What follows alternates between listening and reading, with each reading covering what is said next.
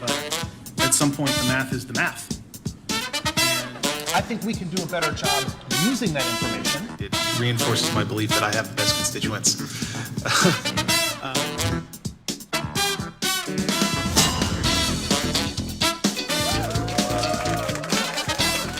Happy Friday, everybody. We are back at the Clawback.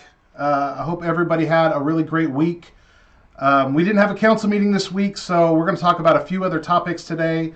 But I hope everybody to go out and vote, because today, Friday, is the last day of early voting. And if you're watching this video later, you want to make sure that you hit the polls on Tuesday. We'll talk a little bit more about the election at the end.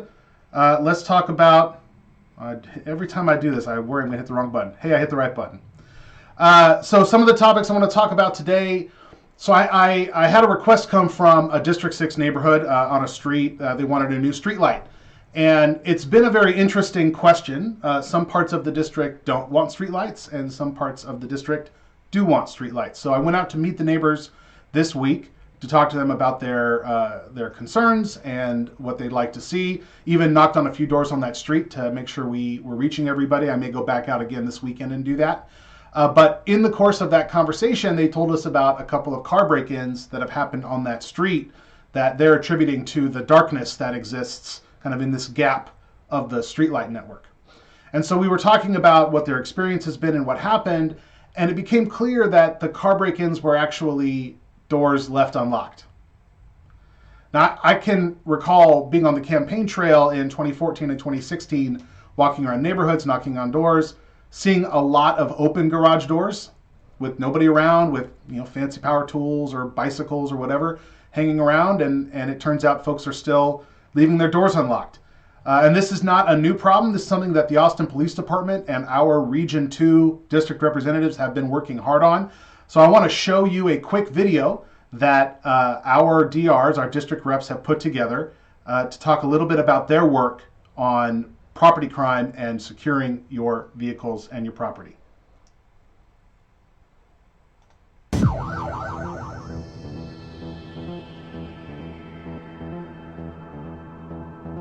I am Officer John Gabrielson with the Austin Police Department.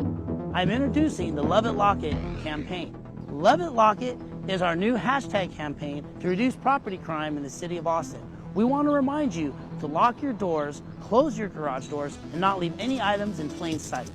Anything that somebody might see as value. Burglars go shopping not at the store like you do, they go shopping at your car for anything that they perceive to be valuable. We have seen things as simple as cigarette lighters, loose change, empty gym bags, any item left in plain sight. The Love It Lock It campaign found its genesis with the 9 p.m. routine out of Pasco County, Florida. In 2017, Pasco County, Florida launched the 9 p.m. routine. They saw a 36% reduction in property crime the following year at the same time that they launched the original campaign. Love It Lock It is in addition to the 9 p.m. routine, which we are currently doing here in Austin. Each night at 9 o'clock, the Austin Police Department sends out a tweet with the hashtag 9 p.m. routine. Coupling that hashtag now with Love It Lock It is a simple reminder to lock your car doors, close your garage doors, and not leave items in plain sight. On September 14th, So that was our own Officer Gabrielson. That was a video they produced last year in advance of a public event that they did, but it's still important information to keep in mind today. Please secure your valuables, keep your valuables out of sight, out of plain sight in your vehicles or through other windows. That will help deter crime. And it is incumbent upon all of us to make sure that we're doing our part to secure our own vehicles and our own valuables so that we're not attracting more bad behavior into our neighborhoods. The next thing I want to talk about, I-35. We took a vote, not on the city council, but on CAMPO, which is the regional body that manages state and federal dollars, primarily for roads. I sit on that, as does Mayor Adler and council members Alter and Kitchen, with a regional body of elected officials. And we took a vote that prioritized I-35 as the next major project, and in doing so, put the pause button on many other projects that had been contemplated in the region, pending what the state of Texas would do. And the state has finally come through. The transportation commissioners are making the changes they need to make in order to allocate what could be $7-8 billion $4, $5, $6 billion. It's definitely a B, and it's definitely big. In order to reconstruct I-35 through downtown. And what we're looking at really is taking the lanes that are right either at surface or above and putting them below surface. Now, some might describe that as a tunnel. Whether or not TxDOT is doing the tunnel idea versus just lowering, leaving the cap for a future project, that's still up in the air. There are also some questions about what projects that may have already been approved in the region might be paused in order to secure the necessary funding for I-35. That list was published this week. We're going through that list ourselves to ensure that it makes sense for the projects that are being delayed, or if other source of funds might be allocated to those projects. But a big move and a big milestone for the I-35 project to see the State Transportation Commission also make it its priority and allocate the necessary funds to do the big thing through downtown.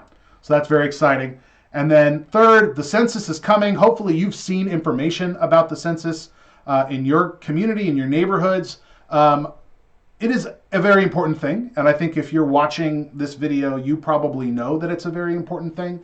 It drives how districts are drawn. It can have an impact on gerrymandering. It's who represents you. Texas has been one of the fastest growing states, and maybe the fastest growing state over the last 10 years. Austin being one of the fastest growing cities, if not the fastest growing city over the last 10 years. And undercounting in our area is going to have a real bad effect on our representation at the state and federal level. But on top of that, if we are undercounted, we will lose millions of dollars of your tax money that flows up to the federal government and then comes back in the form of community block grants or other infrastructure projects or other resources from the federal government. We need to make sure that our count is complete. That is the only way we can be sure that we're getting everything that we're putting into the system in Austin. But you'll get a postcard, and I'm sure, again, if you're watching this video, you will fill out your postcard completely and mail it back in. What I'm asking you to do today is talk to other community leaders that you know. We're talking about faith leaders at your church or your synagogue or your mosque or your prayer center, talking to your PTA leaders, talking to your Optimist Club or Rotary Club, or anything that has access to or does work with communities that traditionally don't necessarily trust or fill out the census. Talking about low-income folks, minority communities, LGBT. These are undercounted populations traditionally in different parts of the country. In District 6 especially, we have a large Asian community. I talk about it often. We have the largest Asian community of any of the districts in the city, and it is often also an undercounted population. So we want to make sure that everybody's on board and letting folks know that the census is coming and that it is really important that everybody be counted from the newborn baby to the oldest member of your household.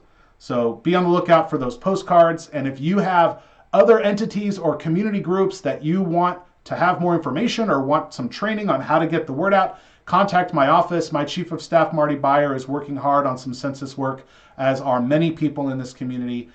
We had Alice Yee, who's part of the Network of Asian American Organizations, at our NWAC meeting on Monday night at my monthly town hall, talking about the census amongst a number of other topics.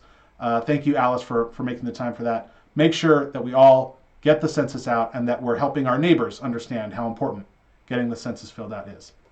I'm going to put the titles away. And we're going to do our last thing for the video today, a little election update.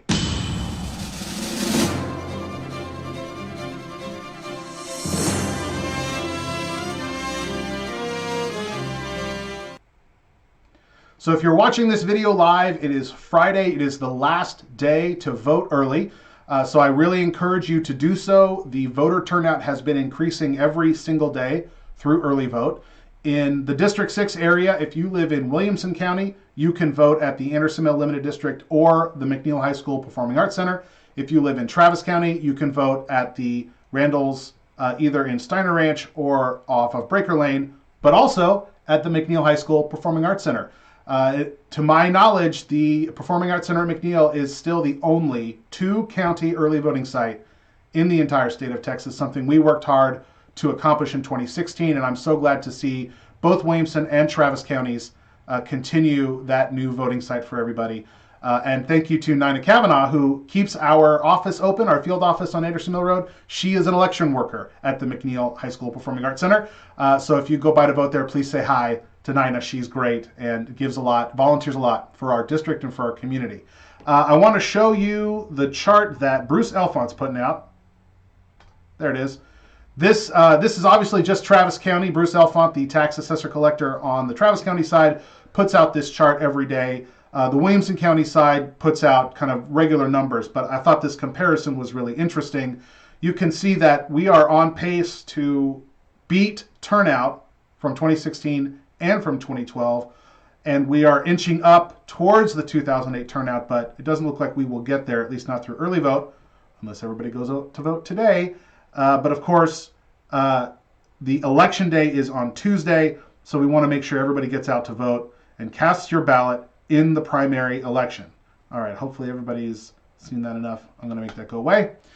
You can find that chart on Bruce Elfont's Facebook page or the Tax Assessor Collector site for Travis County.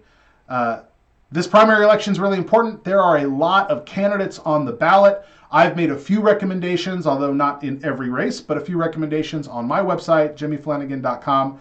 I will put the link to that in the comments of the Facebook post, so you can go and see some additional resources, where to pull up your sample ballot, links to the Statesman and Chronicles endorsements, links to the Legal Women Voters Vote 411 website that has questionnaires and answers and more information about the candidates. Make sure you get out and cast your vote. It is a really, really important election that you have the candidates that you support and that you love make it into the general as we head towards a very important election in November. That is all we're going to talk about today. I'm going to bring my credits. There they are. Thanks again, everybody, for watching. Get out to vote. It is so critical that we do that. I hope this information was valuable. You can contact my office if you have any other questions.